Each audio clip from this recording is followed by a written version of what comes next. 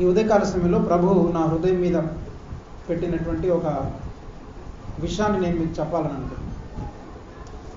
ఎందుకంటే మనం చాలాసార్లు ఏమనుకుంటున్నామంటే సంఘము అంటే ఏదో ఆదివారం ఒక్కరోజే కూడుకొని మిగతా 6 రోజులు మనకు నచ్చినట్లు మనకి ఇష్టం వచ్చినట్లు జీవించేసి ఇంకెవరితో సంబంధం లేకుండా బ్రతకడం అనుకో. ముందు ఈ అపోహలన్నీ కూడా మీ మనస్సులో నుంచి తీసేసుకోవాలి. ఫస్ట్ మనం వేరే వాళ్ళందరినీ మార్చలేం, కానీ అట్లీస్ట్ మీరు నా దగ్గరికి వచ్చిన వాళ్ళు కాబట్టి నేను మీకు చెప్తున్న విషయాలను మీరు అర్థం చేసుకొని దాని ప్రకారం జీవించగలిగినప్పుడే మీరు కానీ నేను కానీ మనందరం కూడా పరలోక రాజ్యంలో ఉంటాం. వీటిని మనం అర్థం చేసుకోకుండా నేను ఇక్కడ ఏం చెప్పినా కానీ మీరు అనుకున్నదే చేస్తూ మీరు అనుకున్న ప్రకారమే జీవిస్తూ మీరు అనుకున్నట్లుగానే మీరు బ్రతుకుతున్నట్లయితే మీరు ఒక దినమందు దేవుని ఎదుట చాలా నిశ్చేష్లు అవుతారు, చాలా షాక్ తింటారు. అదేంటి ప్రభు మాకు ఇలా ఎవరు చెప్పలేదని అనలేదు. అందరికంటే ఎక్కువ శిక్ష చెప్పాలంటే మనకే వస్తుంది. నాకు అదే భయం వేస్తుంది. చాలామంది కంటే ఈ భూప్రపంచంలో చాలామంది ఉన్నారు, బట్ మన విశాఖపట్నంలో అయితే నాకేమనిపిస్తుంది అంటే వాళ్ళందరికంటే ఎక్కువ శిక్ష మనకే రావచ్చు. ఎందుకనకంటే మనం చాలా విషయాలు నేర్చుకుంటున్నాం, చాలా సత్యాలు తెలుసుకుంటాం. అందుకని చాలామంది ఏం చేస్తున్నారంటే ఈ రోజుల్లో అనేకమైన సంఘాలు పాత నిబంధన గతించిపోయింది, పాత నిబంధన క్రింద జీవించకూడదు అని అంటే మళ్ళీ ఇంకా మనందరం కూడా పాత నిబంధన క్రిందే బ్రతుకుతాం. ఇప్పుడు భారతదేశానికి స్వాతంత్ర్యం ఎప్పుడు వచ్చింది? ఏ సంవత్సరం వచ్చింది చెప్పగలరు? 1931. 47ఏనా? కరెక్ట్, లైన్లో ఉన్నారు. 1947 సంవత్సరము ఏ నెల? 1947 తెలీదా? తెలీదు. అది ఎంత మంచి బాయ్ అన్నమాట, గుడ్ బాయ్. ఆగస్టు నెల 15వ తారీఖున భారతదేశానికి స్వాతంత్రం వచ్చింది. స్వాతంత్రం వచ్చిన తర్వాత ఇప్పుడు మనందరం కలిసి లేదు మళ్ళీ మేము బ్రిటిష్ వారి బానిసత్వం క్రింద ఉంటామని వెనక్కి వెళ్ళే వారం ఎవరైనా ఉన్నామా? మనకి బానిసత్వం కావాలని కోరుకుంటామా? చెప్పండి, కోరుకుంటామా? ఎందుకని ఒకప్పుడు బానిసలు ఉన్నాము, ఆ బానిసత్వం నుంచి బయటకు వచ్చాము, మరలా ఆ బానిసత్వం కావాలని ఎవరు కోరుకు.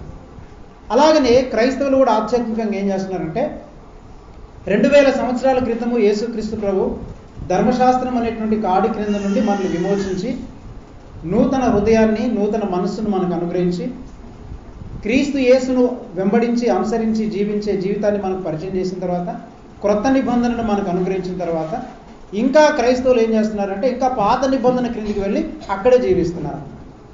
అంటే ఇంకా బానిసత్వం క్రిందే బ్రతుకుతున్నారు. అంటే బానిసత్వం క్రింద బ్రతుకుతున్నామని తెలియకుండానే బ్రతుకుతున్నారు. అది ఇప్పుడు చాలామందికి మేము పాత నిబంధన క్రింద ఉన్నాము అనే సంగతి తెలియదు వాళ్ళకి, కానీ తెలియకుండానే పాత నిబంధన క్రింద బ్రతుకుతున్నాం. అయితే క్రొత్త నిబంధనకి పాత నిబంధనకు ఉన్న తేడా ఏంటి అంటే చాలా తేడాలు ఉన్నాయి.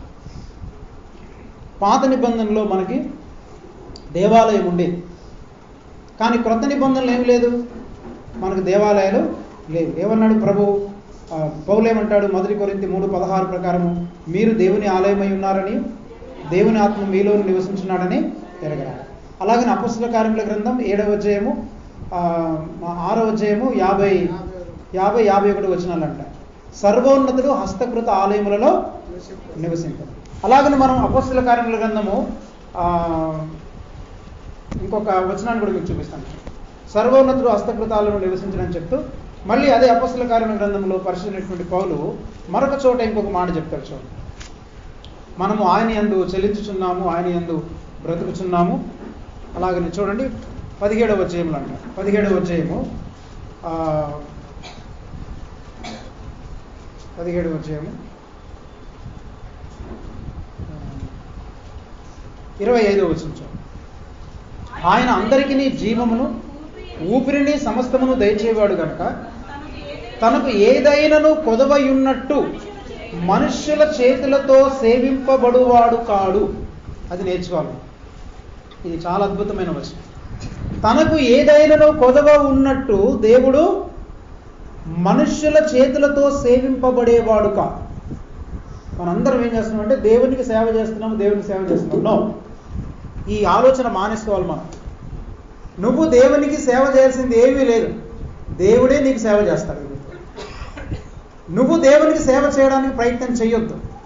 నేను దేవుని కొరకు ఏదో చెయ్యాలి అని ఆ ప్రయత్నం అంతా మానుకోవాలి మనం. ఎందుకంటే బైబిల్ గ్రంథం అంతా ఏం చెప్తుందనంటే దేవుడు మనకు సేవ చేయడానికి ఉన్నాడు తప్ప మనము దేవునికి సేవ చేయడానికి లేము మనం. అంటే మరి మనం చేస్తున్నటువంటి సేవ ఏంటి అని అంటే ఆయన మనకు సేవ చేస్తున్నందుకు కృతజ్ఞతగా మనము స్పందిస్తున్నామే తప్ప మనము సేవ చేస్తున్నందువలన ఆయన రాజ్యాన్ని మనం పెంచట్లేదు, ఆయన నామానికి మనం మహిమ తేవట్లేదు, ఆయనకి సేవ చేస్తున్నందువలన అనేకమైన ఆత్మల్ని మనం పరలోక రాజ్యంలో చేర్చడం లేదు. అంతా ఆయనే చేసుకుంటాం. ఆయనకి ఏదైనా కొదవై ఉన్నట్టు. అందుకని చాలా మంది ఏం చేస్తుంటారంటే మన సంఘంలో ఆరాధన కొరతగా ఉందని చెప్పేసి ఆరాధన చేస్తారన్న. ఆరాధన చేయడం ద్వారా దేవునికి ఏదో కొరత తీర్చినట్టు. ఇన్స్ట్రుమెంట్స్ కొరతగా ఉన్నాయండి, కొయర్ వాళ్ళు కొరతగా ఉన్నారండి, మందిరం కొరతగా ఉందండి, లేదా మినిస్ట్రీ కొరతగా ఉందండి, మనకు సండే స్కూల్ కొరతగా ఉందండి, లేకపోతే దేవునికి మనము ఒక మంచి మీటింగ్ పెట్టట్లేదండి, లేకపోతే ఒక కొన్ని వస్తువులు మనకి కొరతగా ఉన్నాయండి. అంటే దేవునికి ఏదో కొరత ఉన్నట్లు, లేదా దేవునికి డబ్బులు తక్కువ ఉన్నాయి కాబట్టి మనందరం కలిసి కొంత డబ్బును ప్రోగు చేసి మనం దేవుని కొరకు మనం సేవ చేద్దాం. గుర్తుపెట్టుకోవాలి, దేవునికి ఏదో కొదవయ్య ఉన్నట్టు మనుష్యుల చేతులతో సేవింపబడువాడు కాదు. మనము ఆరాధించిన, మనము స్తుతించిన, మనం ఏం నేర్చుకోవాలంటే దేవుని ఎడల మనము కృతజ్ఞతలు తెలిపే వారమే తప్ప మన ఆరాధన ద్వారా, మన స్తుతి ద్వారా దేవుని యొక్క మహిమను మనము కించిత్తు కూడా పెంచలేము.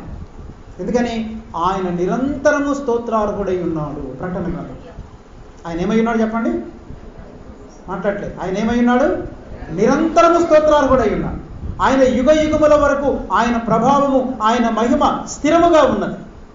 ప్రకటన గ్రంథంలో దేవుడు యోహానుకు చూపించినటువంటి కొన్ని లేఖన భాగాలు మీరు చదివితే చాలా ఆశ్చర్యపరుస్తుంది. ఆయన నిరంతరము స్తోత్రార్హుడై ఉన్నాడు. అంటే నిరంతరము దేవదూతల చేత నిత్యము పొగడబడుచున్నటువంటి వాడు. మరి నీవు నేను పొగడి దేవుని నామానికి, ఆయన స్తుతిని, ఆయన మహిమను మనం ఏం పెంచగలం అంటే దేవునికి ఏది కొదవలేదు, ఆయనకి కొరత లేదు. మనం చాలామంది అంటారు ఈ రోజున మినిస్ట్రీ అంతా క్షీణించిపోతుంది, దేవునికి డబ్బులు కావాలి. అవసరం లేదు దేవునికి. డబ్బు కావాలి, కానీ డబ్బుతో మాత్రమే జరిగేది కాదు సార్. మనుషులు కావాలి, మనుషులు లేకపోయినా దేవుడు తన పని చేస్తున్నారు. అందుకని మన యేసుప్రభు అంటాడు కదా, మీరు అరవడం కనుక ఆపేస్తే ఏమంటాడు, ఈ రాళ్ళు కేకలేస్తాయి. కానీ యెరూషలేము ప్రవేశంలో మీరందరూ కనుక స్తుతులు ఆర్భాటాలు చేయడం మానేస్తే రాళ్ళు కేకలేస్తాయి. తర్వాత అంటాడు, అబ్రహామునకు ఈ రాళ్ల వలన నేను పిల్లలను పుట్టించగలను. చూసారా, మనం అనుకుంటామంటే మనం ఏదో జాతిని ప్రొడ్యూస్ చేసి మనం పిల్లల్ని కానీ పెంచి వాళ్ళకి దేవుని కొరకు మనం సమర్పించాలండి, దేవుని సేవకి ఇచ్చానండి, నా పెద్ద కొడుకుని సేవకి ఇచ్చాను, చిన్న కొడుకుని సేవకి ఇచ్చాను, నా పిల్లలందరూ దేవుని సేవకి ఇచ్చానండి. నువ్వు దేవుని సేవకి ఇచ్చినందువలన దేవుని సేవ బాగా జరుగుతుంది అనుకోవడం నీ పొరపాటు. నువ్వు పిల్లలు ఇవ్వకపోయినా అబ్రహామునకు నేను రాళ్ల వలన పిల్లలను పుట్టించాను, రాళ్ల ద్వారా పిల్లలు పుట్టించాను. అందుకని దేవునికి ఏదో కొదవయ్య ఉన్నట్టు నీ పాటలు, నీ మ్యూజిక్, నీ ఆరాధన, నీ డబ్బు, నీ టాలెంట్ దేవునికి చేర్చి ఆయనకి ఏదో సహాయం చేయడానికి మనం ప్రయత్నం చేయొద్దు. మనము దేవునికి సేవ చేయడం లేదు, దేవుడే మనకి సేవ చేస్తాడు. అందుకని యేసుక్రీస్తు ప్రభు ఈ భూలోకానికి వచ్చి ఆయన ఏం చేశాడు, ఆయన నిరంతరము సేవకుడుగానే ఉండిపోయాడు. భూలోకానికి వచ్చింది మొదలుకొని మరణించేంత వరకు తను తాను ఎలా పరిచయం చేసుకున్నాడు చెప్పండి, ఎలా జీవించాడు ఆయన? నేను మనుషులకు పరిచారం చేయుట కొరకే వచ్చింది కానీ పరిచర్య చేయించుకున్నట్టుకు నేను రాను. దేవుడు మనకు పరిచర్య చేయాలి. మనకు పరిచర్య చేయడం అంటే ఏంటి? మనకు ఆపరేషన్ చేయాలి, మన పాపాన్ని సరిచేయాలి, మన బ్రతుకులను దిద్దాలి, మనల్ని కడగాలి, మనం శుద్ధీకరించాలి. అందుకని దేవుడు మనకు సేవ చేయాలి తప్ప మనము దేవునికి సేవ చేయడం అనేది. మరి ఇంకో కొంతమంది ఏమనుకుంటారంటే, హెబ్రీ పత్రికలో ఒక చోట అంటాడు 12వ అధ్యాయంలో మనము దేవునికి ప్రీతికరమైన సేవ చేయడం. అలాగనే మనము 12వ అధ్యాయం 27వ వచ్చిన హెబ్రీ పత్రిక, అలాగని ఇంకో చోట అంటాడు రోమా పత్రిక 12:1 అంటాడు. అక్కడ కూడా ఏమంటాడు, ఇట్టి సేవ మీకు యుక్తమని. ఇక్కడ సేవ అనే వచ్చినప్పుడల్లా మనం గుర్తుంచుకోవాల్సింది ఏంటంటే, దేవుని సేవ అంటే అక్కడ ఇట్టి సేవ మీకు యుక్తమైనది. రోమా 12:2 ఏమంటాడంటే, ఇట్టి సేవ అంటే ఇట్టి ఆరాధన మీకు యుక్తమైనది. ఇంగ్లీష్ బైబిల్ చదవండి, అక్కడ చాలా క్లియర్గా ఇట్టి ఆరాధన, ఇట్టి వర్షిప్ మీకు యుక్తమైనది.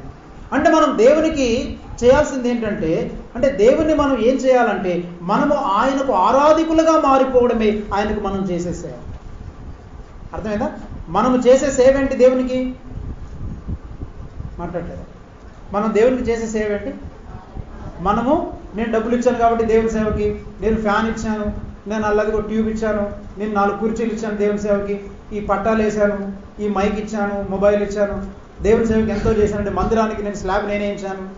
చాలా మంది చెప్పుకుంటారు, పునాదులకు డబ్బులు నేను ఇచ్చానండి, ఆ దర్వాజాలకు డబ్బులు నేను ఇచ్చానండి. అన్నిటికీ నువ్వు ఇస్తే ఇచ్చి ఉండొచ్చు, కానీ ఏమండి దేవునికి నువ్వు ఇవ్వడం ద్వారా ఆయన సేవ కొంత కొరత తీర్చబడుతుంది అనుకోవడానికి వీలు. నువ్వు అంతా ఇచ్చింది దేని కొరకంటే ఆయన నీకు చేసిన మేలుకు ప్రతిగా కృతజ్ఞతగా నువ్వు ఇస్తున్నావు అంతే.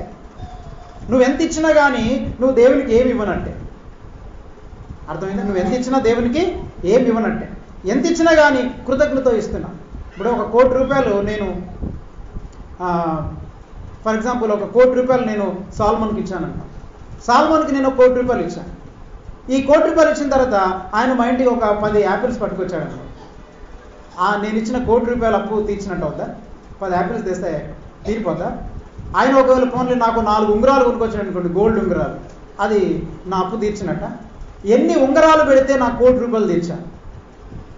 లేదా ఎంతగా నాకు సేవ చేస్తే నా రుణం తీర్చాను? అట్లాగనే దేవుడు మనకు చేసినటువంటి మేలుకు ప్రతిఫలంగా మనం ఆయనకి ఏమి ఇవ్వలేము, ఏమి చేయలేము. మనం ఇచ్చేదంతా, మనం చేసేదంతా ఆయనే మనకు చూపినటువంటి మేలుకు ప్రతిగా కృతజ్ఞతలు మనం తెలియజేస్తున్నాం. It is only the gratitude, we are showing the gratitude towards God's mercy. దేవుడు మన ఏరియాలో చూపించిన దయకు, కృపకి మనము కృతజ్ఞత మాత్రమే తెలియజేస్తున్నాం. అందుకే దేవునికి ఏదో కొదువై ఉన్నట్లు మనుష్యుల చేతులతో సేవింపబడువాడు కాదు. అందుకే గుర్తుపెట్టుకోవాలి, పాత నిబంధనలో యాజకులు ఉండేవాళ్ళు, పాత నిబంధనలో దేవాలయం ఉంది, పాత నిబంధనలో తర్వాత ఆరాధన జరిగేది, పాత నిబంధనలో బలులు ఉన్నాయి, అర్పణలు ఉన్నాయి, పాత నిబంధనలో గుడికి వెళ్ళాలి. ఈ పాత నిబంధనలో మరి కొన్ని దినములు పండుగలు చేయాలి. కానీ క్రొత్త నిబంధనకు వచ్చిన తర్వాత అవి ఏవి మనకు లేవు.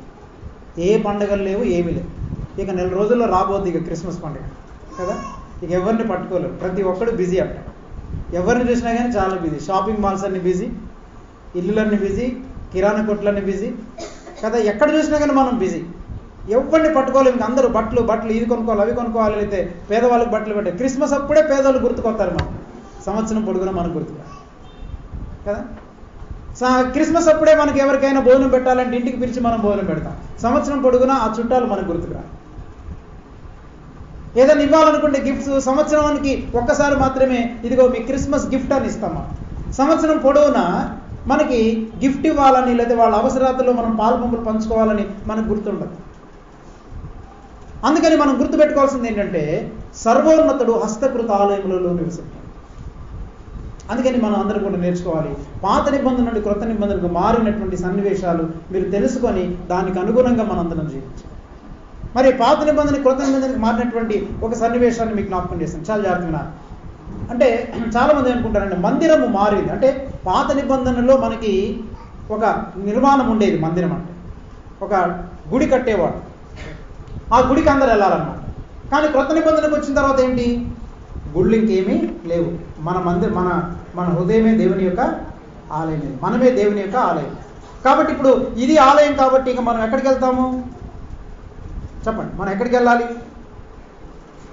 ఎక్కడికైనా వెళ్ళాలా లేదా? గుడికి వెళ్ళడం అనేది ఉందా ఇంకా క్రొత్త నిబంధన ప్రకారం? మరి మీరు అందరు ఎందుకు వచ్చారు? అందరు మాటలు బాగా చెప్తున్నారు, సహవాసం చేయడానికి వచ్చారు. కానీ సహవాసం అంటే అర్థం ఏంటి చెప్పండి? మంచిగా చెప్పారు, కరెక్ట్ ఆన్సర్, గుడ్. ఒకరి క్షేమాలు ఒకరు తెలుసు, వెరీ గుడ్. ఇంకా ఒకరి అవసరతలు ఒకరు తీర్చుకోవాలి. చెప్పండి, ఇంకా చెప్పండి మాట. ఒకరినొకరు బలపరచుకోవాలి, వెరీ గుడ్. అన్ని నువ్వే చెప్తున్నావు. చెప్పండి, సహవాసం అంటే దేనికి సహవాసం చేయడానికి వచ్చాం? కరెక్ట్, బాగా చెప్పాను. చెప్పండి, మాట్లాడలేదు దేనికి? ఇంకా సహవాసం అంటే ఏంటి చెప్పండి? ఏంటి ఇజ్రాయెల్ గారు చెప్పు నువ్వు పాస్టర్ గారు గారు అద్భుతమైన ప్రసంగికుడు చెప్పు. వాళ్ళు చెప్పినవన్నీ కరెక్టా కాదా నేను చెక్ చేయమని చెప్పట్లా. వాళ్ళు చెప్పిన కరెక్టా కాదా నువ్వు నాకు చెప్పాను. నీకు నిన్ను అడ్మినిస్ట్రేటివ్ ఆఫీసర్గా పెట్టానండి, లేదా జడ్జిగా పెట్టాను. నేను నిన్ను అడుగుతున్నాను, నీకేం అర్థమైంది చెప్పు. అవి చెప్పారు, ఒకరి అవసరంతో ఒకరు తీర్చాలని చెప్పారు. చెప్పండి ఇంకా. ఆపదలు ఉన్న వారికి సహాయం చేయాలి. ఇంకా చెప్పండి, మాట్లాడండి. సహవాసం అంటే మనందరం సహవాసం చేయడానికి వచ్చామంటారు కరెక్ట్, కానీ ప్రార్థన అయిపోయిన వెంటనే ఎంతసేపు ఇక్కడ ఉంటున్నారు? అది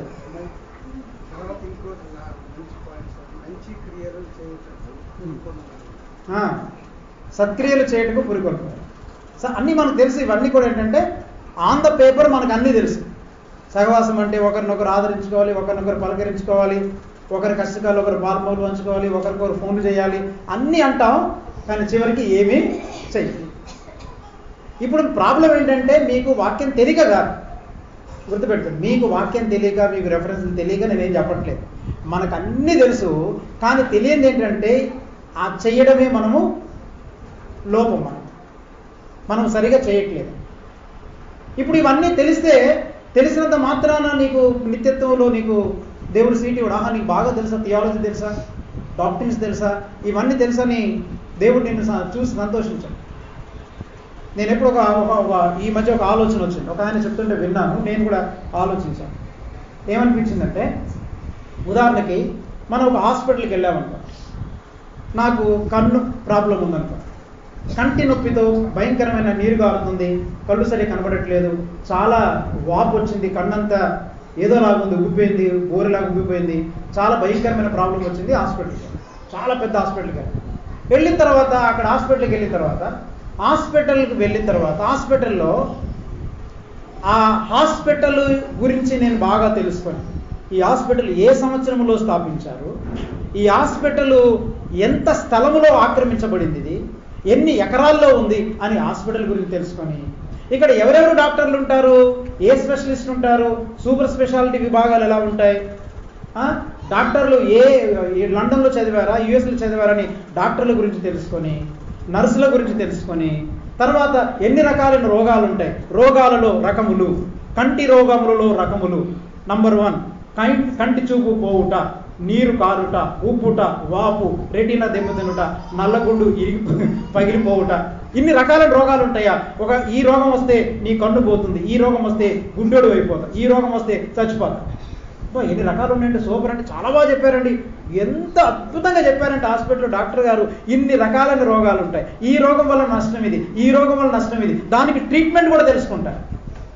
దీనికి ట్రీట్మెంట్ ఇస్తే బాగుపడతాం, దీనికి ట్రీట్మెంట్ అయితే బాగుపడతాం, దానికి రోగాలు ఎన్ని రకాలు, రోగాల తాలూకా ట్రీట్మెంట్స్ కూడా మనం అంతా తెలుసుకొని, అలాగనే హాస్పిటల్లో ఉండేటువంటి అడ్మినిస్ట్రేషన్ అంటే దానికి ఎంత డబ్బు వస్తుంది, ఎవరెవరు దీన్ని అడ్మినిస్ట్రేట్ చేస్తున్నారు, దీని ఓనర్ ఎవరని, హాస్పిటల్ గురించి అన్నీ తెలుసుకొని, తర్వాత అక్కడ ఏ ఎక్విప్మెంట్స్ ఉన్నాయి, పరికరాలు ఉన్నాయి, అక్కడ ఇది లేటెస్ట్ పరికరాలు ఏమి ఉన్నాయా, ఈ లేటెస్ట్ టెక్నాలజీ ఏమైనా ఉపయోగిస్తున్నారా, లేజర్ టెక్నాలజీ ఉందా, ఓల్డ్ టెక్నాలజీ ఉందా, అసలు ఎలాంటి టెక్నాలజీ ఉందని ఆ టెక్నాలజీ గురించి అంతా తెలుసుకోండి.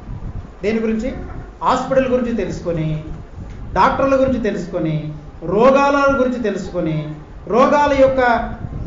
రోగాలకు వచ్చినటువంటి మెడిసిన్ కూడా మనం తెలుసుకొని, తర్వాత చికిత్స గురించి బాగా తెలుసుకొని, హాస్పిటల్లో ఉండేటువంటి అడ్మినిస్ట్రేషన్ చేస్తున్నటువంటి వారి గురించి తెలుసుకొని, అది ఎన్ని ఎకరాల్లో ఉంది అని తెలుసుకొని, ఆ స్టాఫ్ గురించి తెలుసుకొని, నర్సెస్ గురించి అందరి గురించి తెలుసుకొని, నేను చికిత్స చేయించుకోకుండా వచ్చాను, దానివల్ల నాకేమైనా ప్రయోజనం? చెప్పండి, దానివల్ల ఏమైనా ప్రయోజనం నాకు?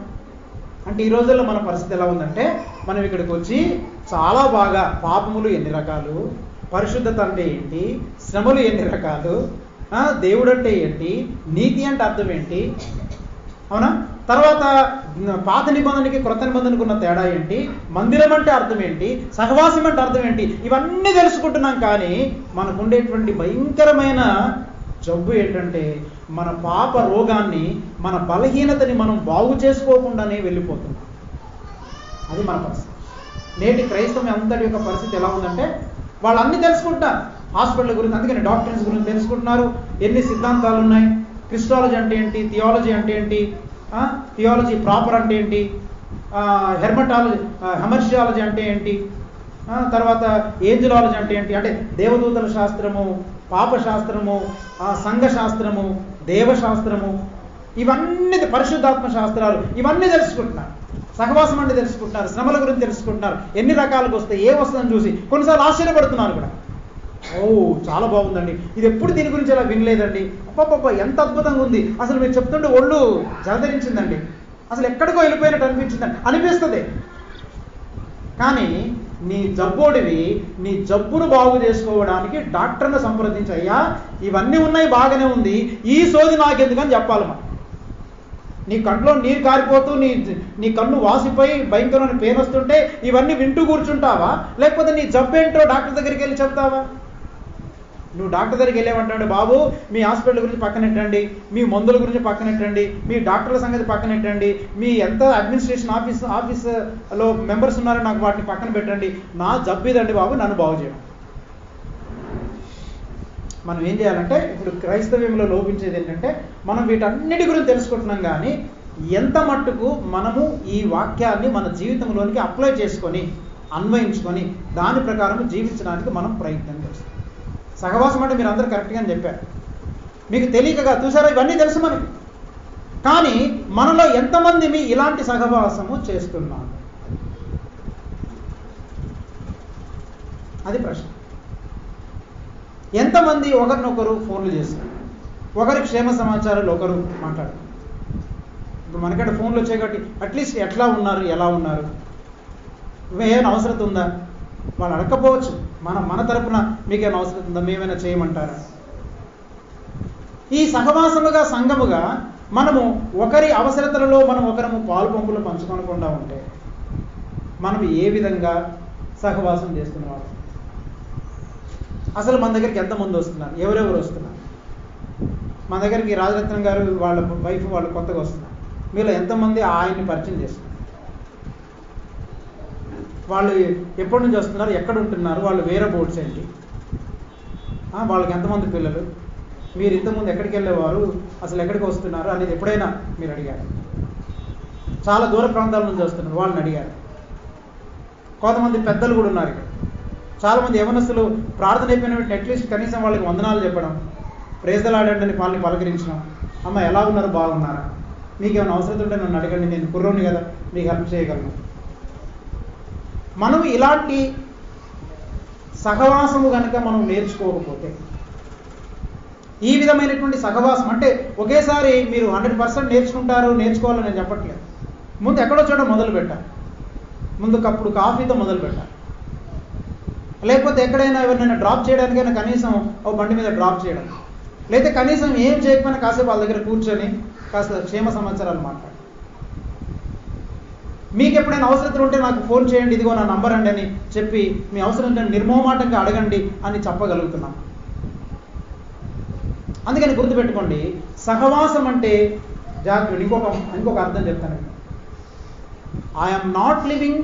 అందుకని మనకు సహవాసం అంటే, సంఘము అంటే ఇది సామూహికమైనటువంటి సమాజం. దీని ఇంగ్లీష్లో కార్పొరేట్ బాడీ అంటారు. ఇది మన ఎవ్వరికి అర్థం కాలేదు అసలు, మనకి కాదు అసలు ప్రపంచంలో ఉండేటువంటి 95-98% మందికి కార్పొరేట్ బాడీ అంటే అర్థం కాలేదు. కానీ బైబిల్ అంతా కూడా కార్పొరేట్ బాడీ గురించే చెప్తుంది. యేసయ్య రాబోతున్నది కూడా కార్పొరేట్ బాడీ కూడా, నీ ఒక్కడి కొరకు రాడు. చాలామంది పాటలు కూడా తప్పుడు పాటలు పాడుతున్నారు. వస్తానన్నాడు యేసయ్య నా కొరకు నన్ను ఆదరించడానికి, అవన్నీ తప్పుడు పాటలు. ఒకవేళ అలాంటి పాటలు ఉంటే మార్చేయండి కంప్లీట్. ఇండివిజువల్ సాంగ్స్ అనేటువంటివి లేవు, అవి మ్యూజిక్ కొరకు లేకపోతే మంచి రాగం కొరకు రాసుకున్నటువంటి పాట. నా కన్నీరు తుడుచువాడా, నన్ను ఆదరించువాడా, నా చేయలేవనెత్తువాడా, అది చేయడు దేవుడు. పాత నిబంధనలు ఒకవేళ కృత నిబంధనలు కానీ పాత నిబంధనలు కానీ ఒకవేళ అలాంటి మాటలు రాసినా అవి నీ ఒక్కడిని ఉద్దేశించి రాయట్లేదు, సంఘం అంతటిని ఉద్దేశించి రాస్తాం. అంటే ఒకవేళ నిన్ను బాగు చేసినా, నిన్ను ఎందుకు పుట్టి బాగు చేస్తున్నాడంటే సంఘానికి నువ్వు ఉపయోగపడడం కొరకు నేను బాగు చేస్తాను. మీకు అర్థమవుతుంది? కాబట్టి ఈ సింగులర్ పదముతో వాడేటువంటి ఈ పాటలు కూడా అసలు అవి సరి అయినటువంటి పాటలు కాదు. అందుకని సింగులర్ పాటలు కాదు. అందుకని ఇక్కడ చూడండి, మరీ పొగడుచున్నాము, మరీ పొగడుచున్నాను అంటలేదు, మరీ పొగడుచున్నాము. మేము నీ యొద్దకు వచ్చినాం, మనము.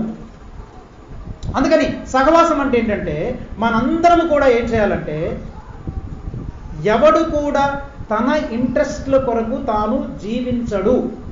అంటే తన ఏం చెప్పాలి, ఇంట్రెస్ట్లు అంటే నా అవసరాల కొరకు, నా కోరికల కొరకు, నా భవిష్యత్తు కొరకు నేను జీవించను. నేను జీవించేదంతా నీ అవసరాల కొరకు, నీ భవిష్యత్తు కొరకే నేను బ్రతుకుతాను. ఇక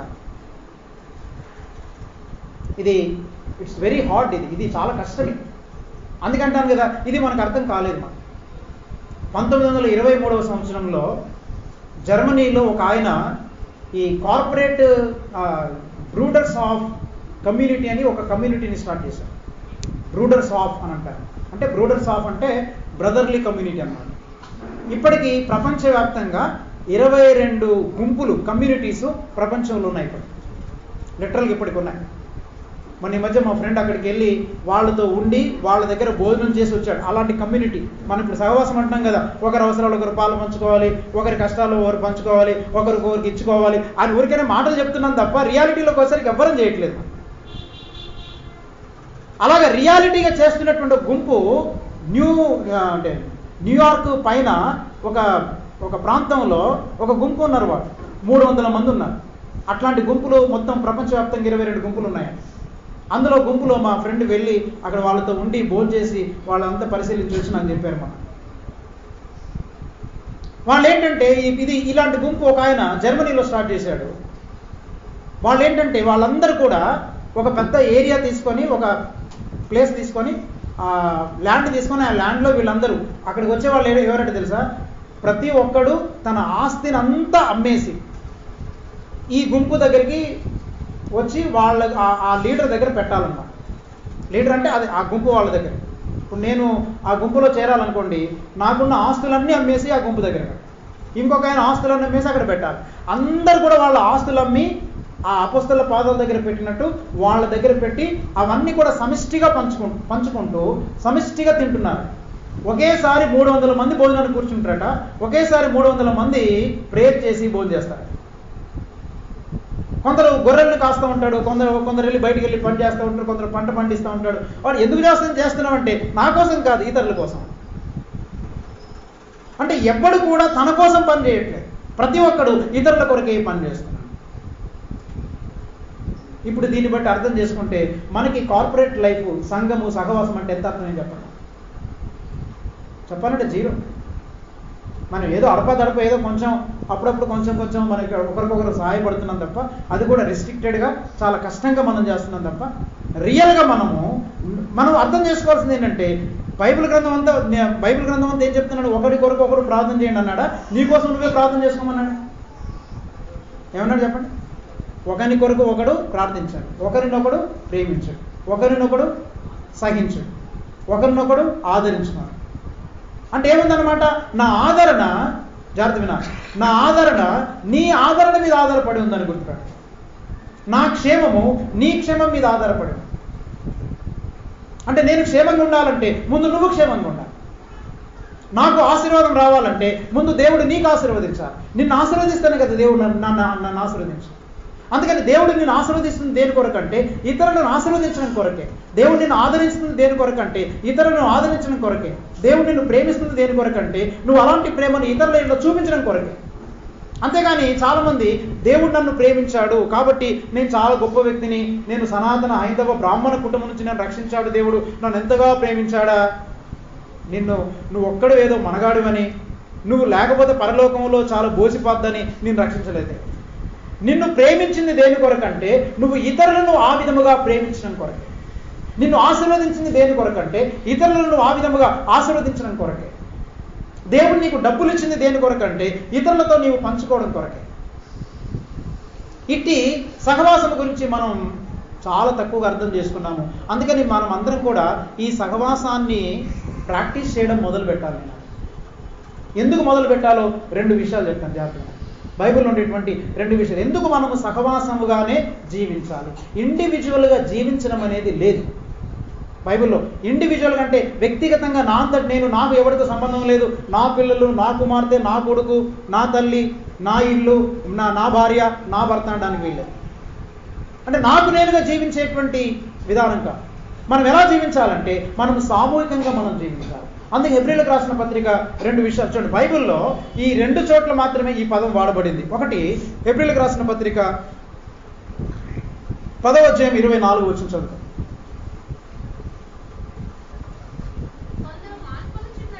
కొందరు మానుకొనుచున్నట్లుగా సమాజముగా కూడుట మానక. చాలా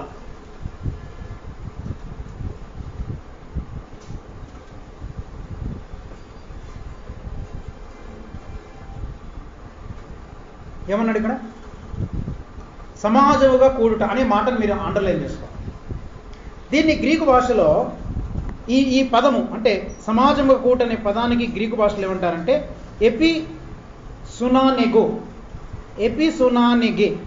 ఎపిసునానెగే అనే పదం వాడారు. ఈ ఎపిసునానెగే అనేటువంటి పదము అర్థం ఏంటంటే ఈ పదము ఎపిసునానెగే అనేటువంటి పదము కేవలము క్రొత్త నిబంధనలో 2 చోట్ల. ఒకటి ఇక్కడ వాడాడు హెబ్రీ 10:24లో, మరొకటి 2వ తెస్సలోనిక 2:1లో వాడాడు. చూడండి 2వ తెస్సలోనిక 2:1. 2వ తెస్సలోనికలో రాసిన పత్రిక 2వ అధ్యాయము 1వ వచనం చదవండి. అక్కడ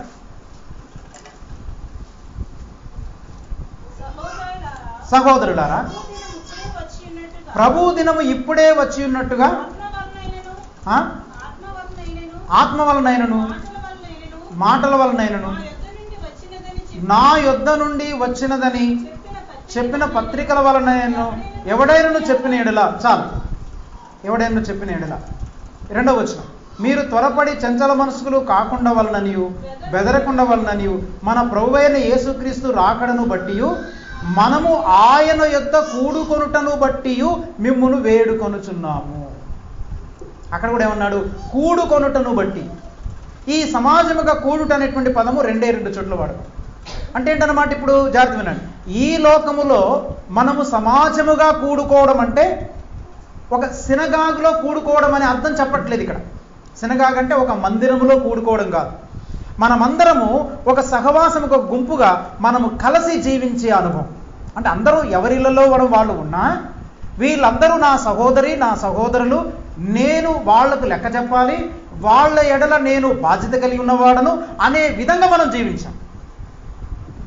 అర్థమవుతుందండి? ఈ సమాజముగా కూడడం కనుక నేర్చుకోవాలి. అందుకేమన్నాడు పౌలు ఆ హెబ్రీ పత్రికలు ఏమంటాడంటే, మీరు సమాజముగా కూడుట మానొద్దు, ఆ దినము సమీపించిన కొలది మరి ఎక్కువగా అలాగూ చేయొచ్చు అన్న. మరి ఎక్కువగా అలాగూ చేయొచ్చు అంటే మనం ఏం చేస్తున్నాం చెప్పండి? ఆదివారం నాడు కనబడిన తర్వాత ఇక మళ్ళా ఆదివారం వరకు మళ్ళీ అడ్రస్ ఉండదు ఎవరు. ఇదేనా సమాజం కూట అంటే?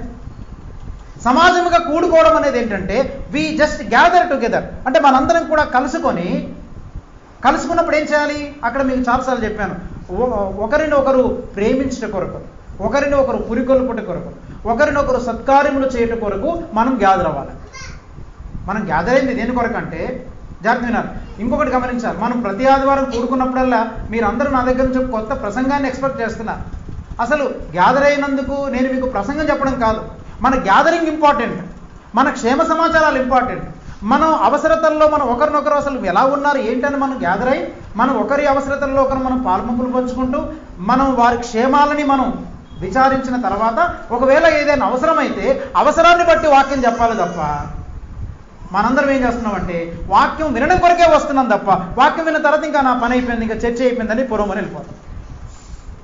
అందుకని preaching must be done in the context of fellowship. Preaching అనేది ఫెలోషిప్ యొక్క కాంటెక్స్ట్లో జరగాలి. మనందరం గ్యాదర్ అయ్యి ఒకరినొకరు మాట్లాడుకుంటూ ఉంటుండగా ఒకవేళ వాక్యం ఎక్కడైనా అవసరం పడితే అప్పుడు వాక్యం చెప్పాలి. అంతేగాని వాక్యము చెప్పడమే ప్రధానం కాదు. ఊరికైనా అందరూ వచ్చారు కాబట్టి ఏదో ఒక ప్రసంగం చేసి పంపించడం అనేది కాదు. అందుకని మనందరం కలుసుకున్నప్పుడు మాట్లాడుకుంటూ ఉంటాం, ఒకరి క్షేమ సమాచారం ఒకరు మాట్లాడుకుంటాం, ఒకరిని ఒకరు బలపరుచుకుంటూ ఉంటాం, ఒకరినొకరు హెచ్చరించుకుంటూ ఉంటాం. ఆ కాంటెక్స్ట్లో ఒకవేళ వాక్యం అవసరం అయితే ఆ వాక్యాన్ని కూడా మనము షేర్ చేసుకుంటాం.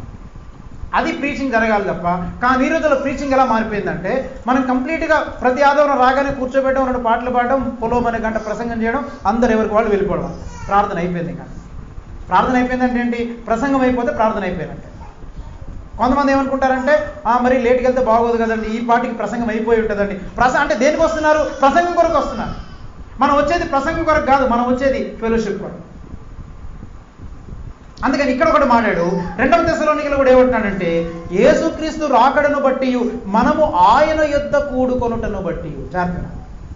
ఇప్పుడు ఎవరైతే ఇలాంటి సహవాసముగా మరి ఎక్కువగా ఆ దినము సమీపించిన కొలది కూడుకుంటూ సహవాసం చేస్తూ ఉంటారో వాళ్ళు మాత్రమే యేసయ్య రాకడలో కూడుకుంటారు.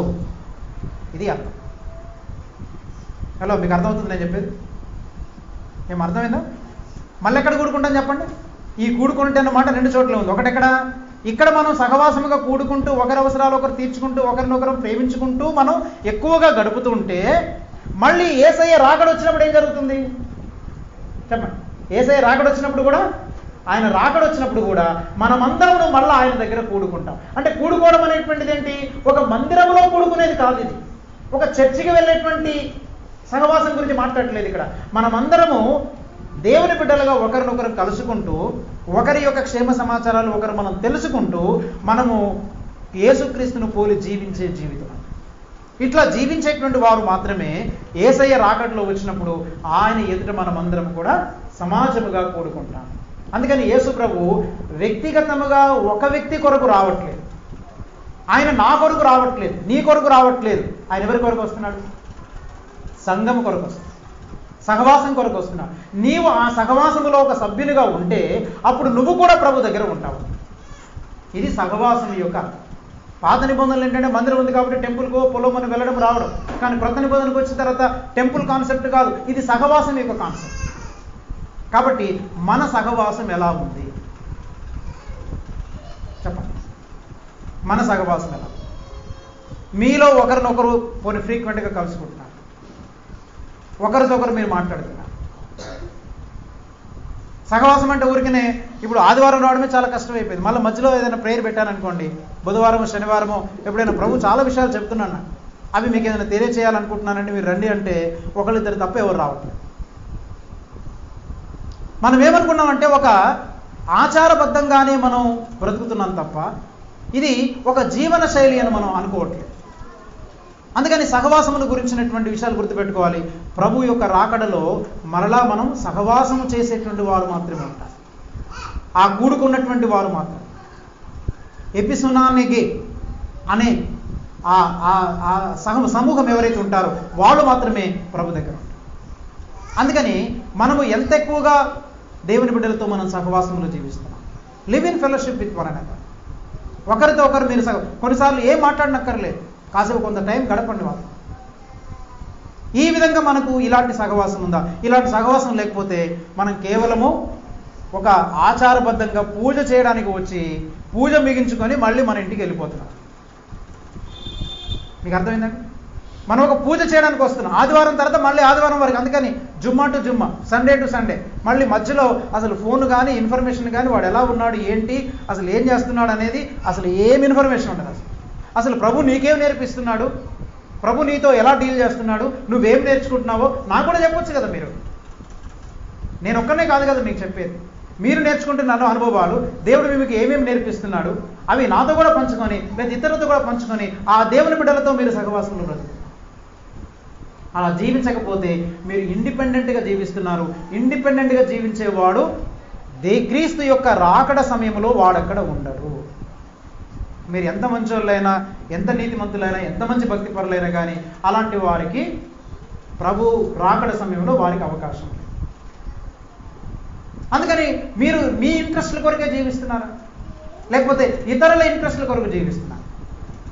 నీ జీవితం అంతా కూడా I'm living for others interest, I don't have my ambitions, I don't have my goals. అంటే నాకు ఏ గోల్ లేదు, నాకు ఏ గురి లేదు, నాకు ఏ కోరికలు లేవు. నా కోరికలు నా గురి అంతా కూడా ఇతరులే. అంతే. దేవునికి నమ్మకంగా ఉండడము, ఇతరుల కొరకు మనం పనిచేయడం.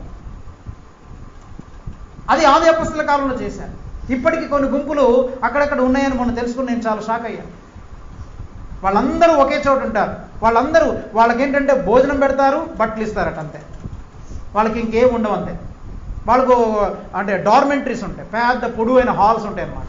ఆ హాల్స్లో పొలమని అందరూ పడుకోవడం, అంతే. ప్రైవసీ లేదు వాళ్ళకి. మనకి అంత ప్రైవసీ ఉండాలి.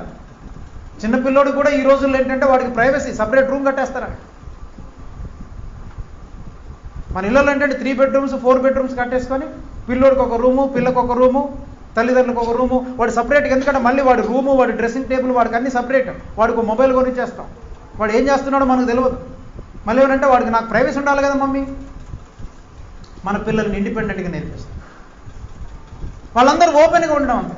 వీళ్ళందరూ వెళ్ళిపోయి ఇప్పుడు నువ్వు గొర్రెలను కాయాలి, పొద్దున్న సాయంత్రం దగ్గర గొర్రెలను కాసేస్తాడు. ఇక తనకి ఆ డబ్బులతో పని లేదు. ఇక ఎందుకు కాస్తున్నావంటే ఇతరుల కొరకు కాస్తున్నాను. పొలంలో ఎందుకు పని చేస్తున్నావంటే, పంట ఎందుకు పండిస్తున్నావంటే వాళ్ళ కోసం పండిస్తున్నా, వాళ్ళతో పాటు నేను కూడా తింటాను. నీకు అర్థమవుతుందా?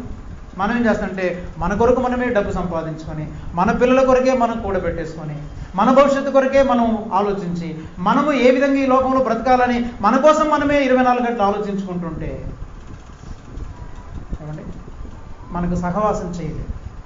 అందుకే ఫిలిప్పీ 2వ అధ్యాయంలో అంటాడు, 4-5 వచనాల్లో పౌలు ఏమంటాడంటే, అక్కడ ప్రతివాడు తన సొంత కార్యములను మాత్రమే గాక ఇతరుల కార్యములను కూడా చూచుకున్నవారు.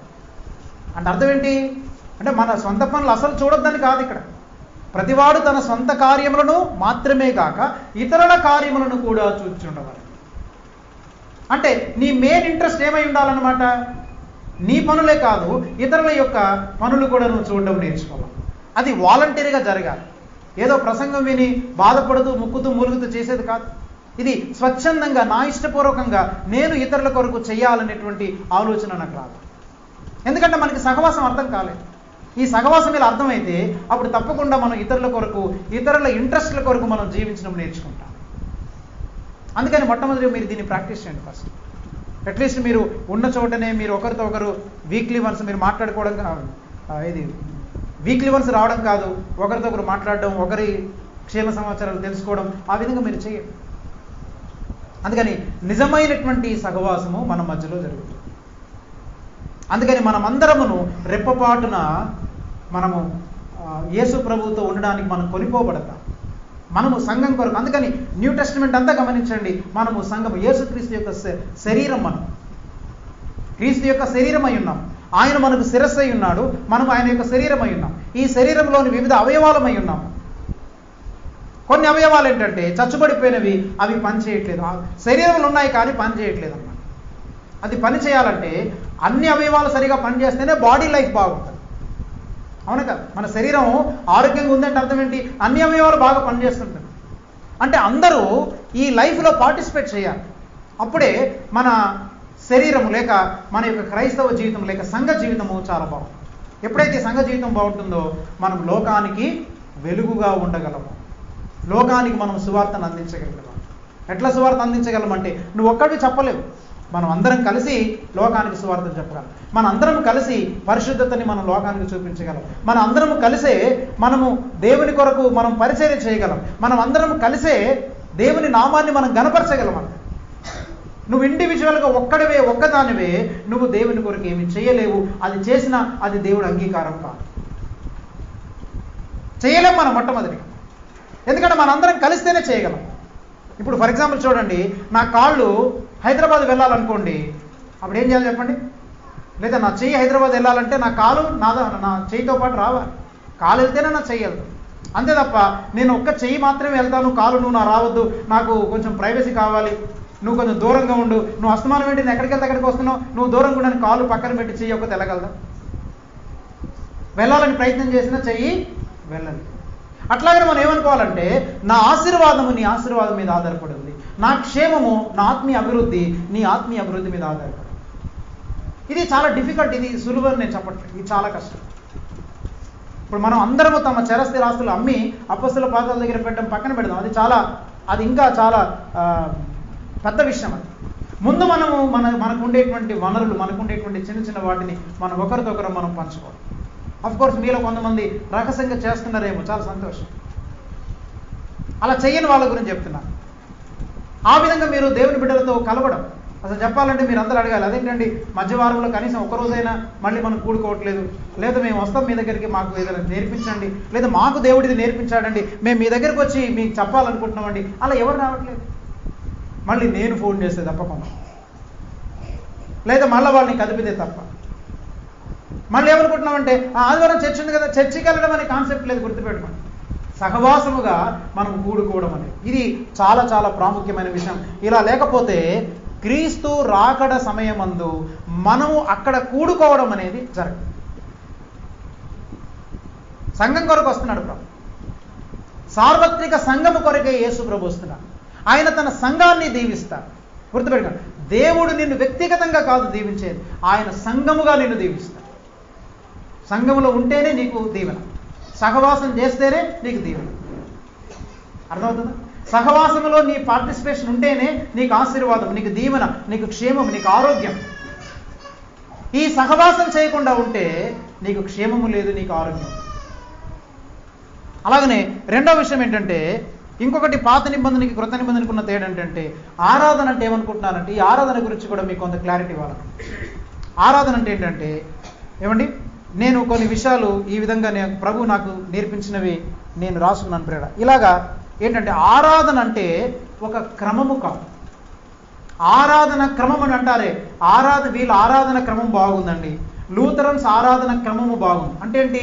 ఆరాధన క్రమం అంటే ఒక ఆరంభ ప్రార్థన, మధ్యలో 3-4 పాటలు, తర్వాత వాక్య పఠనాలు, తర్వాత మళ్ళీ ప్రార్థన చేయడము, సాక్ష్యాలు, తర్వాత కీర్తనల ధ్యానము, మరలా మెయిన్ ప్రసంగము, మరలా రోగుల కొరకు ప్రత్యేకమైన ప్రార్థన, మళ్ళీ పేదవాళ్ళ కొరకు ప్రత్యేకమైన కానుక, అలాగనే ముగింపు ప్రార్థన, ఆశీర్వాదము, పాటతో ముగించి అందరూ వెళ్ళిపోతుంది. ఎంత క్రమం అండి, చాలా బాగుందండి క్రమం. ఇలాంటి ఆరాధన క్రమము అనే మాట బైబిల్కి సంబంధించింది కాదు, అందరూ నేర్చుకోవాలి. ఇవన్నీ కూడా మనము లోకము నుండి నేర్చుకొని క్రైస్తవ సమాజంలో పెట్టిన మాటలు. ఇవి మీకు అర్థం కాకపోయినా ఇవి మీరు ఆలోచించండి, వీటిని మీరు నేర్చుకోవాల్సిందే. ఆరాధన క్రమము అనేటువంటి మాట లేదు, ఆరాధన సమయం అనేటువంటిది లేదు. మీ ఆరాధన సమయాలని బోర్డు మీద రాస్తుంటారు చాలామంది. ఆరాధన అనేటువంటిది ఒక సమయంలో జరిగేది కాదు, ఒక క్రమంగా చేసేటువంటిది కాదు. ఆరాధన దినము లేదు. మీరు ఏ రోజు ఆరాధిస్తారు? మేము ఆదివారం దేవుని ఆరాధిస్తామండి. ఎక్కడికి వెళ్తున్నారంటే ఆరాధనకి వెళ్తున్నామండి అని అనొద్దు మీరు ఎప్పుడు. ఆరాధన దినము లేదు, ఆరాధన స్థలము లేదు, ఆరాధనకు నాయకుడు లేడు, ఆరాధనకు వెళ్ళడం లేదు, ఆరాధన అయిపోయింది అని అనకూడదు, ఆరాధన ఆరంభించబడలేదు అని అనకూడదు, ఆరాధన బాగా జరిగింది అని అనకూడదు, ఆరాధన చేస్తున్నాము అని అనకూడదు. ఈ పదజాలాలకు బైబిలులో స్థలము లేదు, స్థానము లేదు. ఈ పదజాలాలన్నీ మనము సోకాల్డ్ భక్తి, ఆత్మీయ అర్థంతో ఆత్మీయత అనుకోవడానికి మనము సృష్టించినటువంటి పదజాలం. ఇది ఆరాధన అంటే ఏంటో అర్థం కానోడు పలికేటువంటి పదాలు. ఆరాధన చేద్దాం మనందరం కూడా. ఆరాధన అనగానేంటి? 2 స్పీడ్ పాటలు, 2 స్లో పాటలు. మీరు చాలా సంఘాలు గమనించారు. ఆరాధన చేద్దామనేసరికి వాడు ఎక్కడికో వెళ్ళిపోతాడు అనమాట. ఆరాధన స్తోత్రం స్తోత్రం స్తోత్రం హల్లి హల్లి అని వాడు పిచ్చి పిచ్చి అరిసి కేకలేస్తే అది ఆరాధన అయిపోయిందండి. మీకు అర్థమైందా? ఆరాధన అంటే, మళ్ళీ చదువుతున్నాను చూడండి, ఆరాధన అంటే ఒక క్రమము కాదు, ఆరాధన అంటే ఒక సమయము లేదు, ఆరాధన దినము లేదు, ఆరాధన స్థలము లేదు, ఆరాధనకు నాయకుడు లేడు. అంటే ఆరాధనను నడిపించే నాయకులు అంటారు కదా, వర్షిప్ లీడర్స్ అంటారు, అలాంటి వారు లేరు.